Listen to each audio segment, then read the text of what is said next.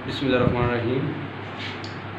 आज हम बात करते हैं प्रोनाउन की कि प्रोनाउन जो है ये क्या है। तो ये बिल्कुल जो है वो बच्चों वाली डेफिनेशन यहाँ पे एक्सप्लेन कर रहा हूँ मैं। बिल्कुल जो है वो 2 क्लास के बच्चे के लिए भी जो है वो इजी है। यानी प्रोनाउन जो होता है, pronoun is a word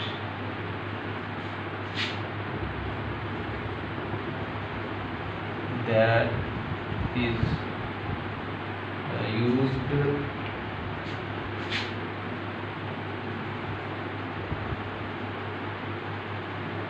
instead of a noun.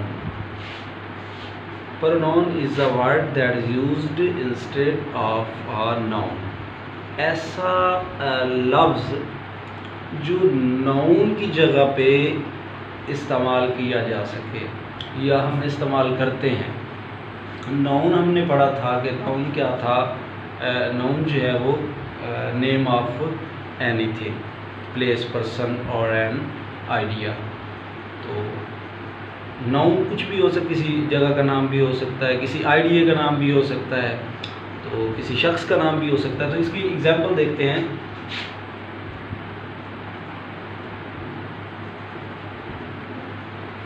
For example,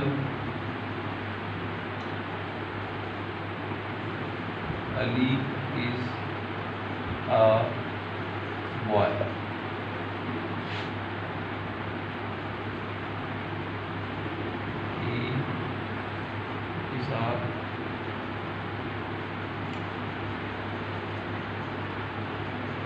good boy, या ही रीड्स द बुक्स। यानी यहाँ पे हमने ये अली एक नाम इस्तेमाल किया, ठीक है। अली एक लड़का है, यानी एक लड़के का नाम जो है वो अली है। जब हम इसको प्रोनाउन में जो है वो तब्दील करेंगे, हमने इसकी जगह पे ये ही लिखा है। ये हमारे पास नाउन था और नाउन को हमने ये बनाया है प्रोनाउन। तो ये प्रोनाउन जो ये हमने वर्ड इस्तेमाल किया है नाउन की जगह, ये हमारे पास लफ्ज़ जो है ये प्रोनाउन बनता है। यानी अगर हम किसी भी जो है वो नाम को तब्दील करेंगे एक किसी और लफ्ज़ में और वो हमें वही मतलब दे रहा होगा, तो वो हमारे पास जो है वो प्रोनाउन होगा।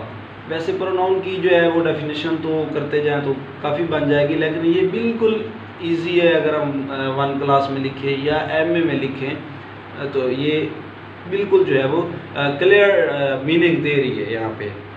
तो उसके बाद हम देखते हैं कि इसकी जो सिंगुलर या प्लूरल होते हैं वो सब्जेक्ट ऑब्जेक्ट के हिसाब से किस तरह से होते हैं।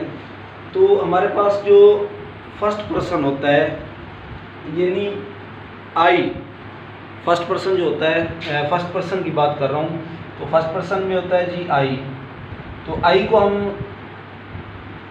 जो ये हो गया सिंगुलर, यानी अकेला है, ठीक है। इसको जब हम तब्दील करेंगे प्लूरल में तो हमारे पास ये होगा वही। आई को किस में करेंगे, यानी ये वाहिद था, ये जमा हो गया, यानी ये एक था आई मैं, ठीक है। यहाँ पे मैं, ये एक था, वही हम।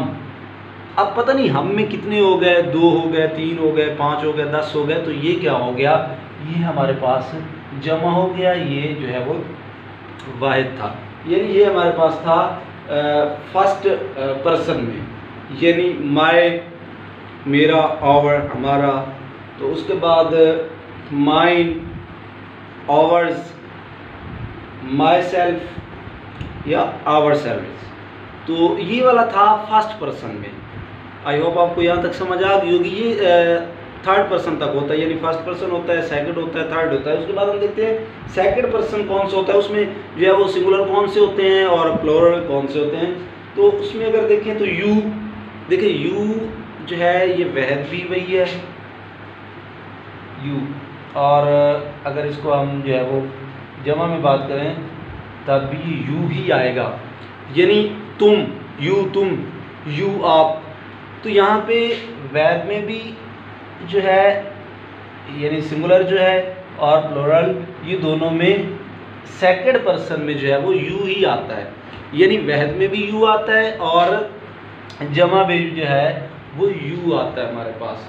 इसी तरह हम अगर देखें यू यूअर, तो यूअर का भी ज़ाहिर सी बात है यूअर होगा, यूअर यूअर यूअर्स, यूअर्स इसका इजाफा कर देंगे। उसके बाद जो है वो यूअर सेल्फ, यूअर सेल्व्स, तो ये वाला जो है सेकंड पर्सन होता है, यानी फर्स्ट पर्सन हमारे पास क्या था, my, our, I, we, mine, ours, myself, ourselves. तो ये वाले जो हैं फर्स्ट पर्सन भी हो गया, आपको समझ आ गई होगी। ये सेकंड पर्सन में यू होता है, यूअर होता है, तो यूअर्स होता है, तो ये सेकंड पर्सन है। उसके बाद होता है जी थर्ड पर्सन में भी जो है वो सिंगुलर भी होता है, प्लूरल भी होता है। तो थर्ड पर्सन में देखते हैं कि सिंगुलर कौन से होते हैं और प्लूरल कौन से होते हैं। तो जैसे ही जो है हमारे पास ये सिंगुलर है। देखिए ये थर्ड पर्सन की मैं बात कर रहा हूँ, ये फर्स्ट पर्सन था, ये सेकंड पर्सन की बात हुई हमारी, और ये जगह असल में कम है तो यहाँ पे मैं सारा जो है नहीं लिख रहा, मैं एक एक वर्ड जो है लिख रहा हूँ। तो ये हमारे पास था थर्ड पर्सन में जो वैद होता है वो ही होता है, यानी सिंगुलर। इसका होगा प्लूरल दे।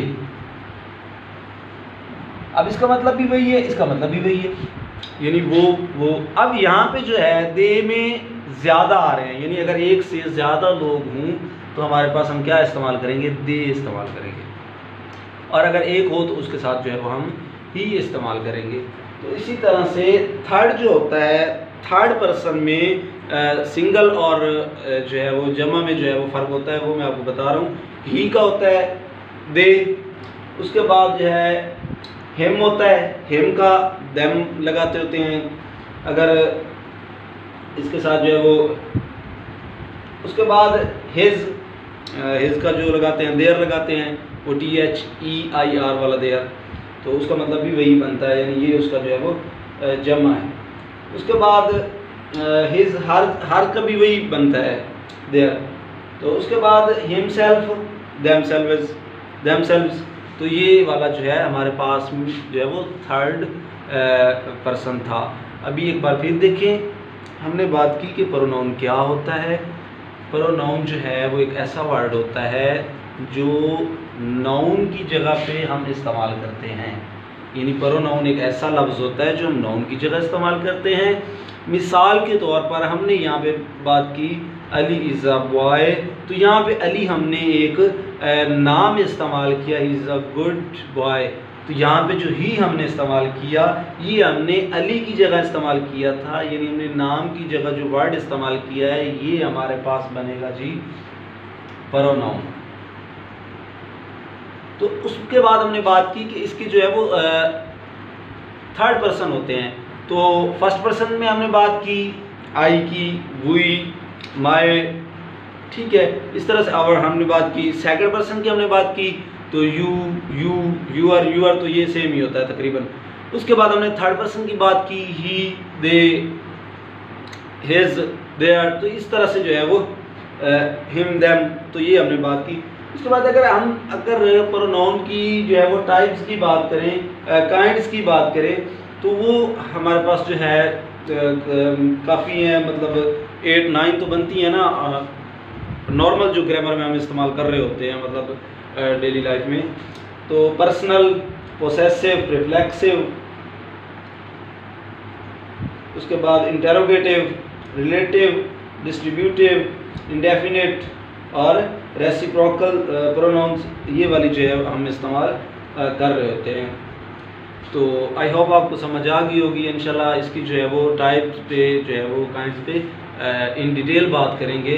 तो ये हमने आज जो है जस्ट इसकी जो है वो डेफिनेशन की है और एक एग्जाम्पल की है। और ये बड़ी अहम बात है कि हमें ये पता होना चाहिए कि फर्स्ट पर्सन कौन से वाले होते हैं, सेकंड कौन से वाले होते हैं और थर्ड हमारे पास कौन से होते हैं। ये हम देख नहीं रहे होते और इसीलिए हमारी जो है वो ग्रामर जो है बिल्कुल वीक होती है बड़ी क्लासों में जाके। तो आज के लिए यही था। अल्लाह हाफ़िज़।